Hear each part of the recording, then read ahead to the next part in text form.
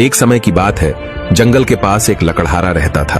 वो जंगल में लकड़ी इकट्ठा करता था और उन्हें पास के बाजार में बेचता था कुछ पैसों के लिए। एक दिन की बात है, वो एक पेड़ काट रहा था। तभी हुआ ये कि गलती से उसकी कुल्हाड़ी पास की एक नदी में गिर गई। नदी बहुत ज्यादा गहरी थी और वास्तव में तेजी से बह रही थी। उसने बहुत प्रयत्न किया अपने कुल्हाड़ी को खोजने की, लेकिन उसे वो वहां नहीं मिली। अब उसे लगा कि उसने कुल्हाड़ी खो दी है। वहीं दुखी होकर वो नदी के किनारे बैठकर रोने लगा। उसके रोने की आवाज सुनकर नदी के भगवान उठे और उस लकड़हारे से पूछा कि क्या हुआ। लकड़हारा ने उन्हें अपनी दुखद कहानी बताई। नदी के भगवान को उस लकड़हारे के ऊपर दया आई और वो उसकी मेहनत और सच्चाई देखकर उसकी मदद करने की पेशकश की।